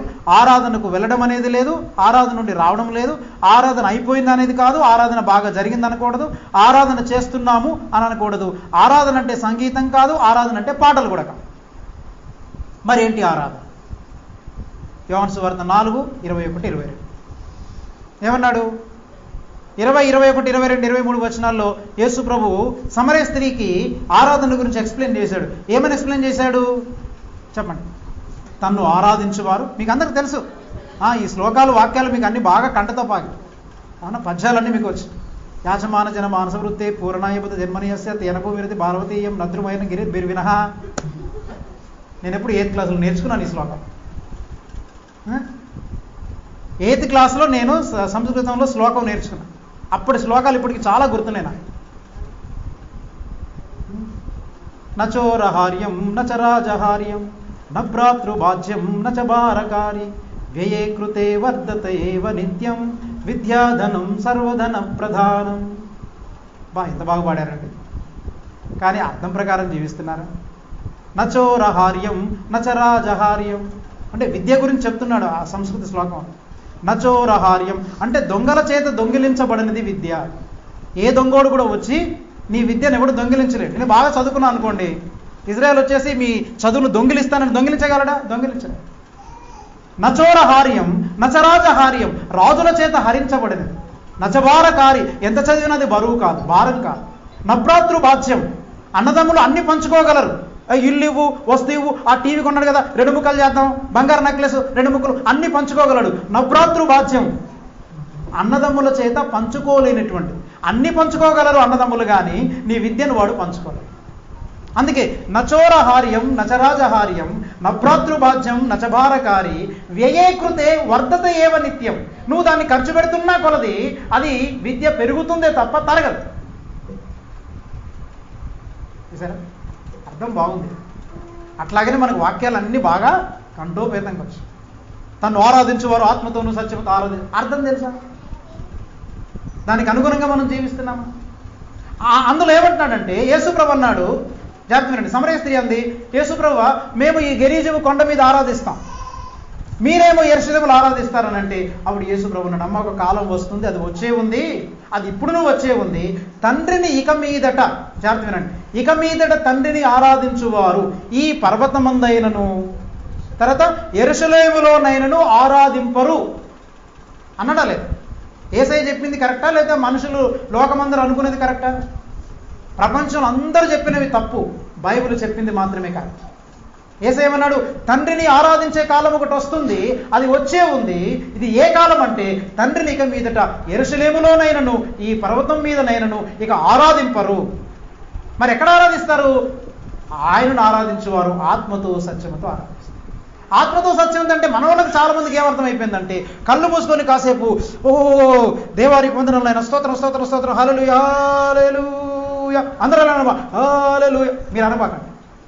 అందరి చేతులు వచ్చి కేకలేసి చప్పట్లు కొట్టి ఓ గందరగోళం చేసేసి హల్లెలూయా అంటుంటే అబ్బాయి కొంచెం కొన్నిసార్లు ఏడుపు కూడా వచ్చేసి అలా ఏడుస్తుంటే అబ్బాయి ఎంత బాగా ఆరాధన జరుగుతుంది, ఎంత బాగా అర్థం. ఒక భక్తుడు అన్నాడు, చాలామంది కన్నీరు కారుస్తారట, నీవు కార్చే కన్నీరు కూడా రక్తముతో శుద్ధీకరించబడాలి. అంటే మనం కార్చే కన్నీటిలో కూడా మోసం ఉంది. నీవు కన్నీరు కారుస్తూ పశ్చాత్తాపడుతున్నా నీవు కార్చేటువంటి కన్నీరు సైతము అది శుద్ధి చేయబడాలి, అది బాగు చేయబడాలి. అంటే అందులో కూడా మోసము. ఇది ఆరాధన కాదు. ఈ ఆరాధన అనేది ఏంటంటే ఆత్మతో సత్యముతో ఆరాధించడం, అది కూడా కాదు. మ్యూజిక్ వాయించడము, చప్పట్లు కొట్టడము, లేదా పాటలు పాడటము, ఇవేవి ఆరాధనలు కాదు, గుర్తుపెట్టుకోవాలి. ఇవన్నీ మీరు నేర్చుకోవాలి. మరి ఆరాధన అంటే ఏంటి? అందుకని నేను నాకు ఈ బైబిల్లో ఉండేటువంటి ఆ వచనాన్ని నేను పారాఫ్రైజ్ చేసి రాశాను. నేను సొంతంగా దాన్ని పారాఫ్రైజ్ చేసి రాశాను. అంటే ఆ వచనాన్ని మీకు అర్థమయ్యే విధంగా నేను దాన్ని పారాఫ్రైజ్ చేసి రాశాను. జాగ్రత్త వినండి. ఆరాధన అంటే అర్థం ఏంటంటే ఆత్మతో సత్యముతో ఆరాధించడం అంటే అర్థం ఏంటంటే ఆయన యందు విశ్వాసం ఉంచి, ఆయన మీద ఆధారపడి, ఆయనకు లోబడి, ఆయనను ప్రేమిస్తూ, ఆయనను మాత్రమే వెతుకుచూ, ఆయనను మాత్రమే వెంబడించి జీవితము. మళ్ళీ చెప్తున్నాను, రాసుకోగలిగిన వాళ్ళు ఉంటే రాసుకోండి, లేకపోతే జాగ్రత్త వినండి అందరు. ఆరాధన అంటే ఆయన యందు విశ్వాసం ఉంచి, ఆయన మీద ఆధారపడి, ఆయనకు లోబడి, ఆయనను మాత్రమే ప్రేమిస్తూ, ఆయనను మాత్రమే వెతుకుచు, ఆయనను మాత్రమే వెంబడించేటువంటి జీవితం. ఇది ఆరాధన. ప్రభు ఏమన్నాడు? ఇలాంటి ఆరాధికులు కావాలనని తండ్రి కోరుచున్నాడు. ఆరాధికులు అంటే ఆరాధన చేసేవాళ్ళు కాదు, ఆరాధికులుగా జీవించేవాళ్ళు. ఆరాధన అంటే ఇది జీవించే జీవితం అంతే. ఒక వ్యక్తి ఆపదలు ఉంటే వెళ్ళి హాస్పిటల్కి తీసుకెళ్ళావు, ఒక వ్యక్తిని నువ్వు డబ్బులు లేకపోతే డబ్బులు ఇచ్చావు, ఒక వ్యక్తిని పరామర్శించావు, ఒక వ్యక్తికి నువ్వు సహాయపడ్డావు. ఇదంతా దేవుని దృష్టిలో ఆరాధనే. భార్య పొద్దున్న లేచి కూరగాయలు కట్ చేసి పిల్లలకి వంట చేస్తుంది అనుకోండి, నువ్వు శుభ్రంగా బైబిల్ తీసుకొని కుర్చీలో కూర్చొని కాళ్ళ మీద కాలు వేసుకొని నేను బైబిల్ చదువుతున్నాను, నేను ధ్యానములో ఉన్నాను అని అంటావు చూడు, అది ఆరాధన కాదు. నువ్వు చేసేది దరిద్రం. నువ్వు ముందు బైబిల్ చదవడం ఆపేసి నీ భార్యకు వంటలో సహాయపడు, కూరగాయలు కోసివు, అవసరమైన అంట్లుతో పెట్టు, అది ఆరాధన. అర్థమవుతుందా? కాబట్టి ఆరాధన అంటే ఆయన యందు విశ్వాసం ఉంచి ఆయన కొరకు మనం జీవించవచ్చు. అందుకే యోహాను మొదటి పత్రిక 2వ అధ్యాయము 6వ వచనంలో ఏముంది? మొదటి యోహాను పత్రిక 2వ అధ్యాయము 6వ వచనంలో చూడండి. మొదటి యోహాను పత్రిక 2వ అధ్యాయము 6వ వచనంలో ఇక్కడ అంటాడు, ఆయన వాక్యము ఎవడు గైకొనునో వానిలో దేవుని ప్రేమ నిజముగా పరిపూర్ణమాయను. అదండి, ఆయన యందు నిలిచి ఉన్న వాడనని చెప్పుకొనువాడు ఆయన ఎలాగున నడుచుకొనెనో అలాగుననే తనును నడుచుకొనుటకు మనమును నడుచుకొనుటకు బద్ధులమై ఉన్నాం. ఉందా? తానును అన్నాడా, మనం అన్నాడా? తానును నడుచుకొన బద్ధుడై ఉన్నాడు. మనం ఆయన యందు ఉన్నామని దీని వలన తెలుసుకొనొచ్చును. ఏం చేయాలట?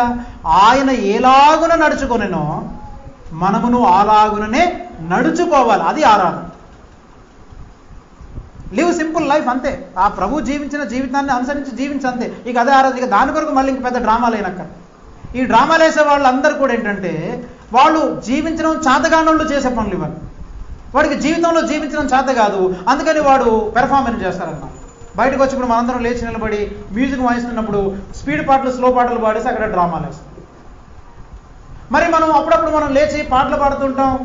మరి దీన్ని ఏమంటారు అంటే పాటలు పాడొద్దనా, లేకపోతే సంగీతం వాయించొద్దనా, లేదా మరి చాలా పాటలు ఉన్నాయి కదా ఆంధ్రప్రదేశ్ కీర్తనలు, ఇవన్నీ పాడొద్దనా? అది కాదు దాని అర్థం. అంటే ఇవి పాడొద్దని కాదు, ఇవన్నీ మనం పాడటం ద్వారా జాగ్రత్త, ఇవన్నీ పాడటం ద్వారా లేక మనం మ్యూజిక్ని వాయించడం ద్వారా మనం ఏం తెలియజేస్తున్నామంటే దేవునికి మనము కృతజ్ఞతాస్తుతులు చెల్లిస్తాం. మనము అందరం కలిసి పాటలు పాడే విధానము ఇది ఆరాధన అనకూడదు, ఇది దేవునికి కృతజ్ఞతాస్తుతులు మనము చెల్లిస్తాం. ఆయన మనకు చేసిన మేలుకు ప్రతిగా మనం కృతజ్ఞత తెలియజేస్తున్నాం.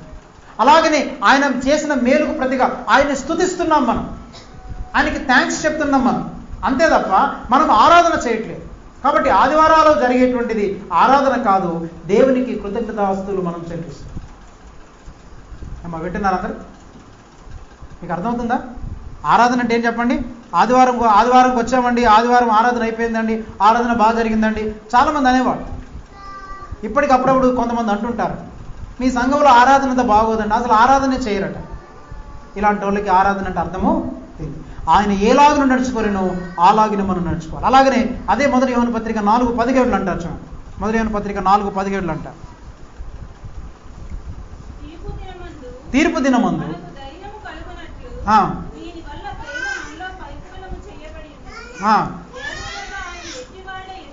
చూడండి, ఏలైనగా ఆయన ఎట్టివాడై ఉన్నాడు, మనము కూడా ఈ లోకములో అట్టివారమై ఉన్నాము. చాలు. ఆయన ఈ లోకములో ఆయన ఎట్టివాడై ఉన్నాడో మనము కూడా ఈ లోకములో ఏమై ఉండాలి? అట్టివారమై జీవించాలి మనం. అది ఆరాధన అంటే. మనం ప్రభు కొరకు జీవించే జీవితం అంతా ఆరాధనే. నువ్వు కూరగాయలు కోయడము, భార్యకు సహాయం చేయడము, భర్తకు సహాయం చేయడము, ఇల్లు తుడుచుకోవడము ఆరాధన. తెలుసా మీకు? కొంతమంది ప్రార్థన ఇల్లు ఒళ్ళు శుభ్రం చేసుకోరు, ఎక్కడ పడేసిన అంట్లు అక్కడ పడేస్తారు, ఇల్లంతా చెత్తగా పెడతారు. భర్త చేయడానికి నేను ప్రార్థనకు పోయినా, ప్రార్థనకి వెళ్ళాను, మరి ఏం చేయమంటావు? అందుకే అంట్లు తోమలేదు. నువ్వు ప్రార్థనకి వెళ్ళడం మానేసి ముందు అంట్లు తోము ఫస్ట్. నువ్వు అంట్లు తోమడం ఆరాధన, ఇల్లు తుడవడం ఆరాధన, నీ భర్తకు భోజనం పెట్టడం ఆరాధన. అంతే తప్ప భర్తకు భోజనం పెట్టడం మానేసి పొలం అని దేశం మీద తిరిగిపోయి అక్కడ ప్రార్థన ఇక్కడ ప్రార్థన అని చెప్పేసి నేను ఉపవాస ప్రార్థన ఉన్నాను, నేను ఈ రోజు అంతా శుక్రవారం అంతా ఉపవాస ప్రార్థనలు అందరూ చేస్తున్నారు కాబట్టి నేను చేశాను, అందుకే నేను నీకు అన్నం పెట్టలేదు, మానేయాలి. అర్థమైందా? మీకు చాలా కాలం క్రితం ఒక ఇన్సిడెంట్ చెప్పాను. ఆ ఒంగోలు ప్రాంతంలో ఒక బ్యాంక్ మేనేజర్ దగ్గరికి ఒక 20 మంది స్త్రీలు మధ్యాహ్నం 1 గంటకి వెళ్ళారట. వాళ్ళందరూ ఉపవాస ప్రార్థనలు చేసేవాళ్ళు. అవసరతలో ఉండే వాళ్ళ కొరకు, రోగుల కొరకు వాళ్ళు ప్రార్థించే బ్యాచ్ అనమాట. 20 మంది ఆడవాళ్ళందరూ కలిసి ఒక బ్యాంక్ మేనేజర్ గారి ఇంటి దగ్గర ఉంటే ఆ రోజు 1 గంటకు 1:30కి ఈ ఆడవాళ్ళందరూ కలిసి వెళ్ళారట. అయ్యా మేము మీ కొరకు ప్రార్థన చేయడానికి వచ్చామంటున్నారు. అనేసరికి అప్పుడు బ్యాంక్ మేనేజర్ అన్నాడట, కాసేపు ఆలోచించి 1:30కి వచ్చారు. అప్పుడు అన్నాడట, మీరందరూ నా కొరకు ప్రార్థన చేయొచ్చు, కానీ ఒక మాట అడుగుతాను, దానికి ఆన్సర్ చెప్పిన తర్వాత నాకు ప్రార్థన చేదురులే అన్నాడు. ఏంటి అడగండి అంటే, మీరు 20 మంది నా దగ్గరికి వచ్చారు, మీలో ఎంతమంది మీ భర్తలకి ఆయన కొంచెం కఠిన మాట వాడాడు, మీ మొగుళ్ళకి అని వాడాడు. కానీ నేను కొంచెం సాఫిస్టికేట్గా చెప్తున్నాను. మీ భర్తలకి ఎంతమంది మీరు భోజనం పెట్టి ఇక్కడికి వచ్చారు చెప్పండి.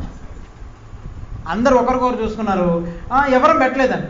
మానేసి మీరు ప్రార్థనలు ఇక్కడ ఆపేసి ముందెళ్ళి మీ భర్తలకి భోజనం పెట్టడం నేర్చుకోండి, అక్కడికి వెళ్ళి భోజనం పెట్టండి, తర్వాత వచ్చిన ప్రార్థన వెళ్ళండి గెడవడం అన్నాడు.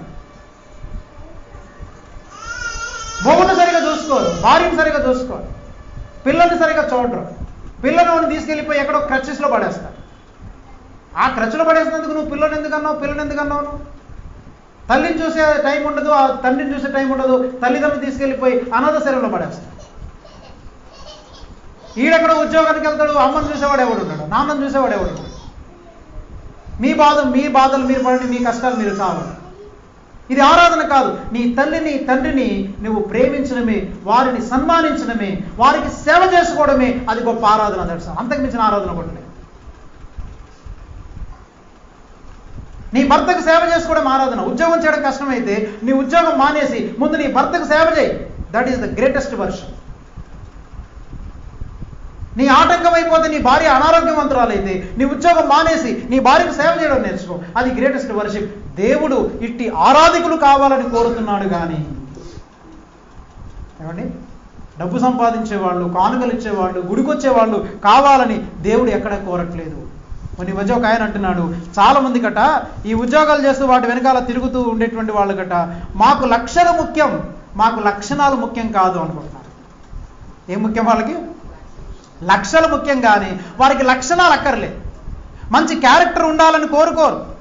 ఇలాంటి భావాలు ఉండడం ద్వారా వారికి లక్షలు కావాలి, కానీ మంచి లక్షణాలు కలిగి జీవించే పిల్లలు, మంచి లక్షణాలు కలిగి జీవించే తల్లిదండ్రులు, లేకపోతే భర్త భార్య వాళ్ళకి అక్కర్లేదు.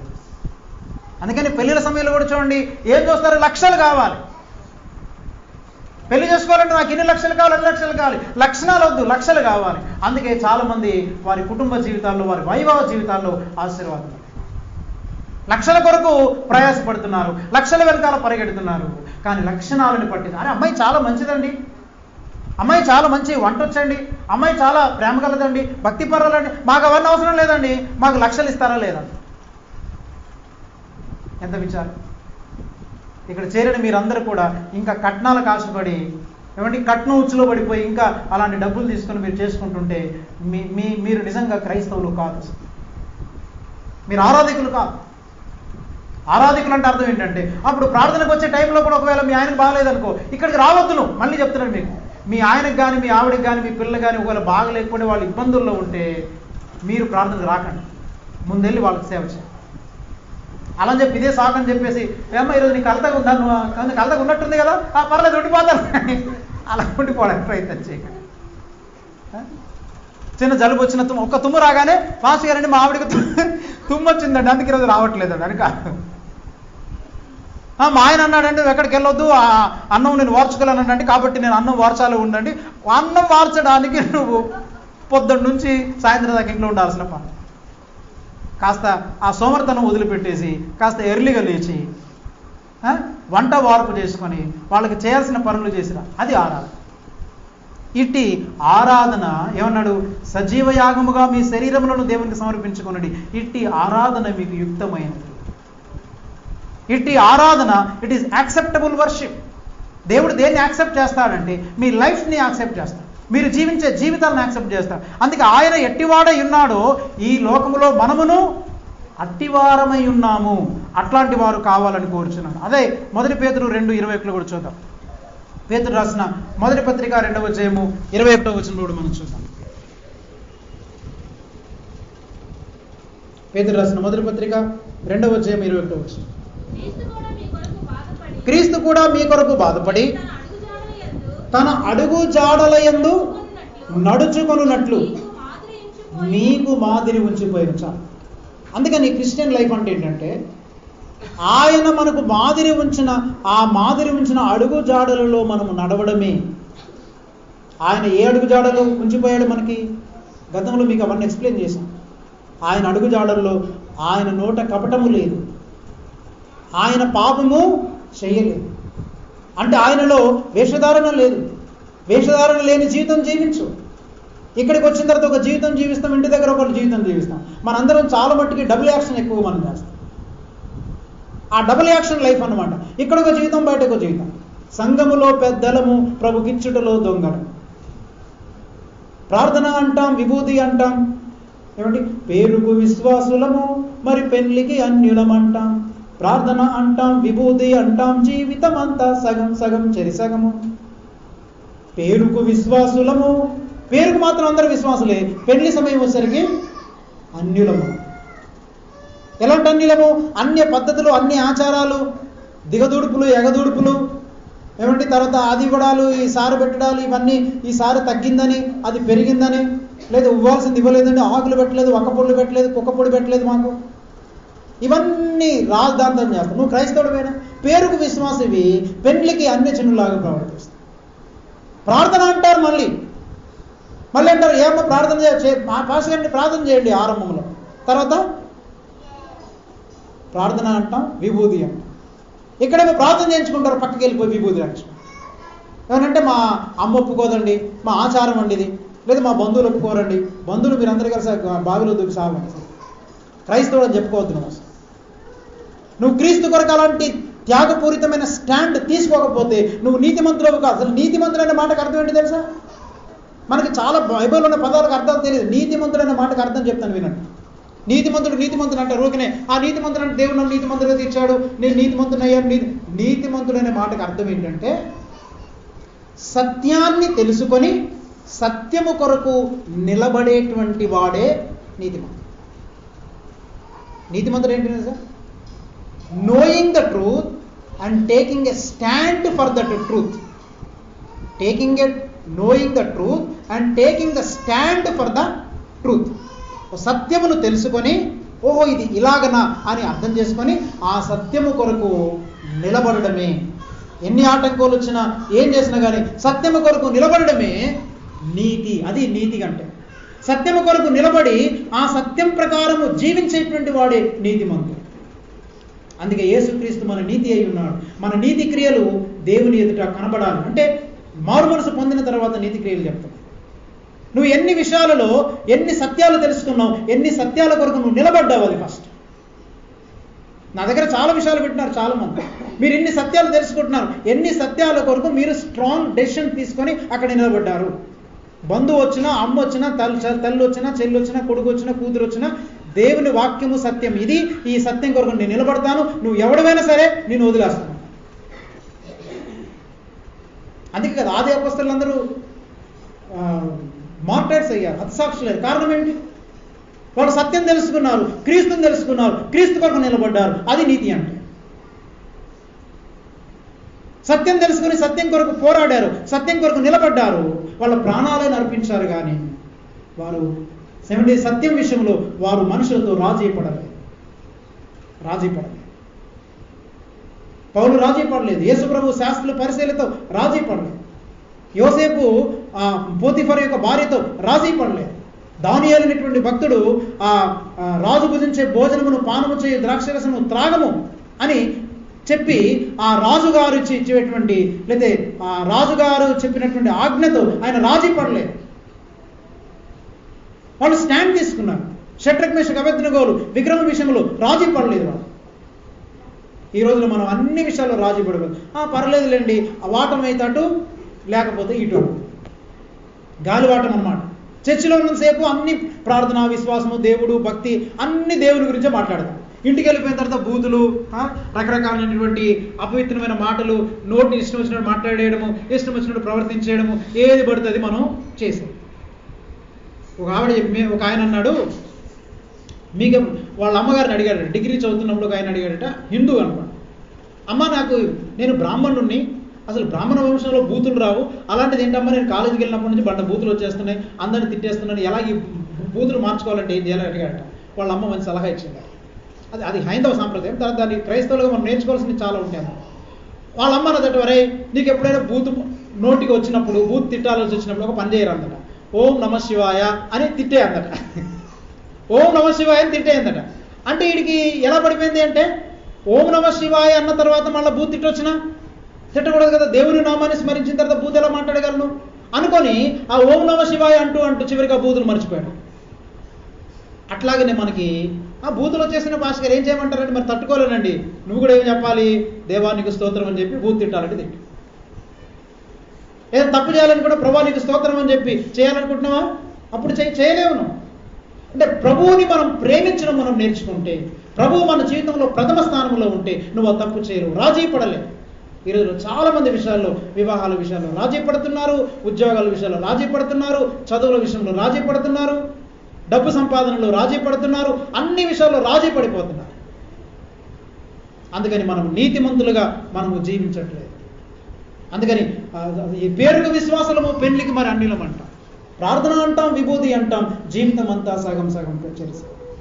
ప్రభువు అంటే ఇష్టం అంట, ప్రభువు అంటే ఇష్టం, బాప్తిస్మం అంటే కష్టం, దేవుని భయము, మనుషుల భయము, జీవితం అంతా సగం సగం చెరి సగము, యేసునందు సగము మరి వేరుగా సగము, మన జీవితం అంతా సగం సగం చెరి సగము.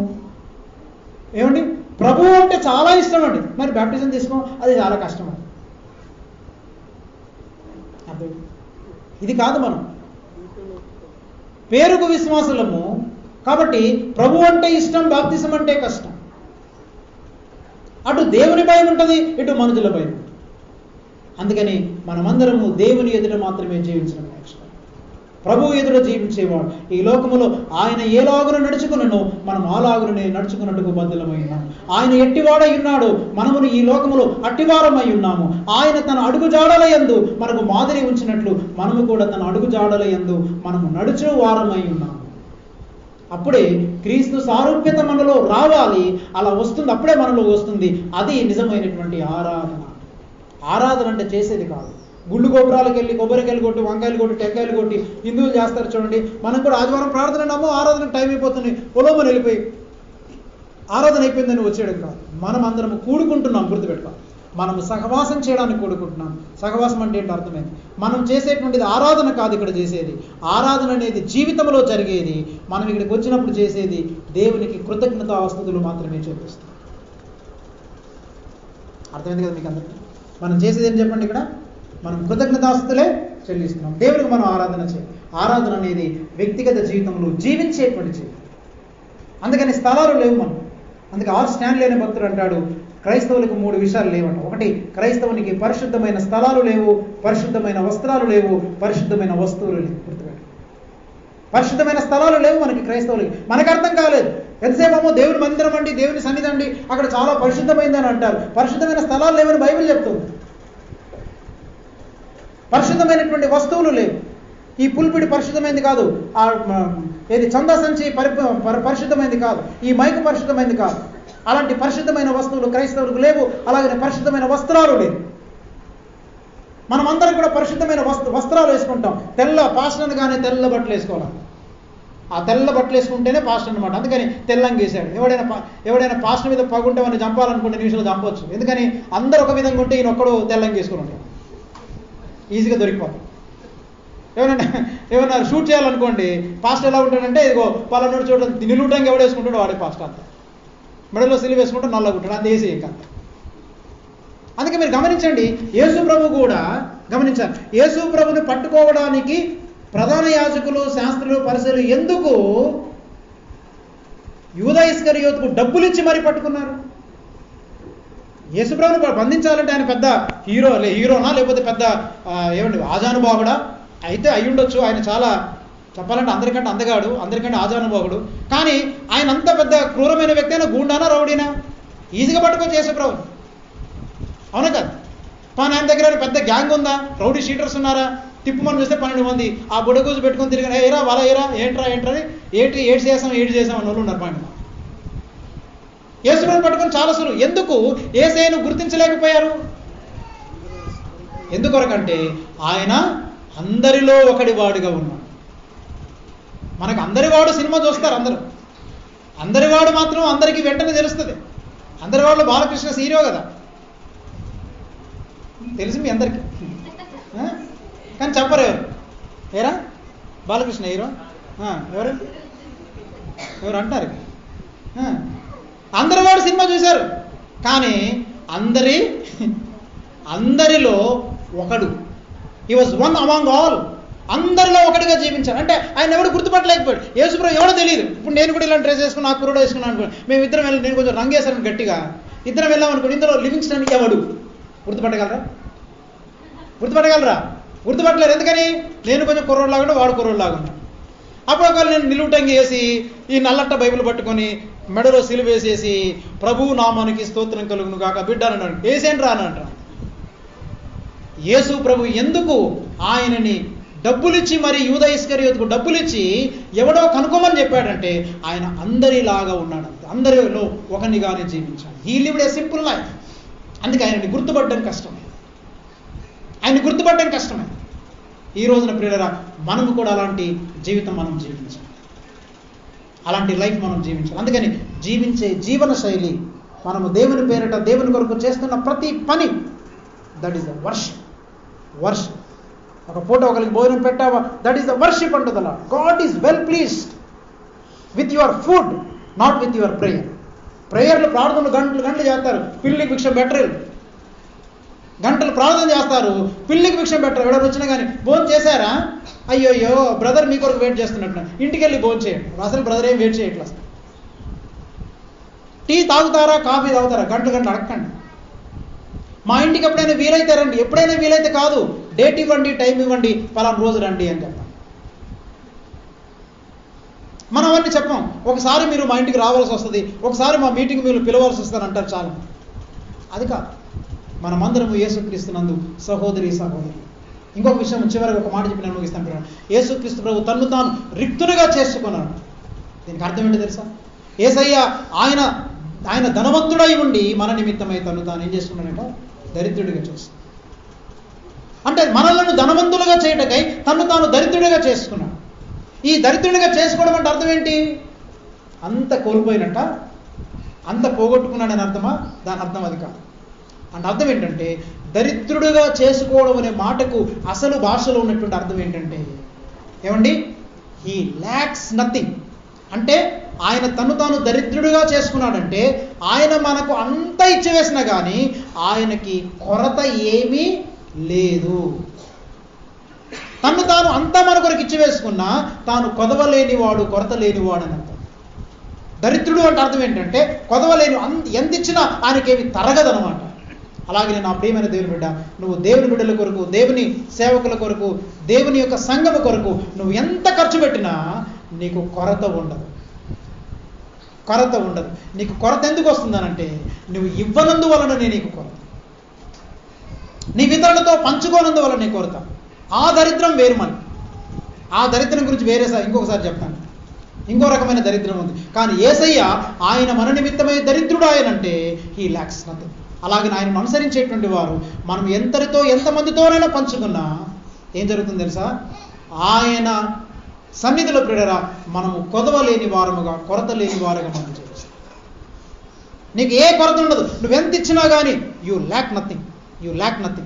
అమ్మో ఇంత ఇచ్చేస్తున్నాను, ఇచ్చేయి, యూ ల్యాక్ నథింగ్. వీళ్ళకి ఇంత సహాయం చేయాలా, give away, you lakh nothing. నీకు ఏది కొరత ఉండదు, కొదవ ఉండదు. నీ పిండి పిసుకుతో టీ బుడ్డిలో నూనె దేవుడు సమృద్ధిగా తీరుస్తుంది. ఇది క్రీస్తు చూపించినటువంటి జీవితం. అలాంటి జీవితం మనందరం నేర్చుకోవడానికి పరిశుద్ధాత్మ దేవుడు సహాయం చేయను కాక. తల్లు వంచండి, ప్రార్థన చేస్తాం.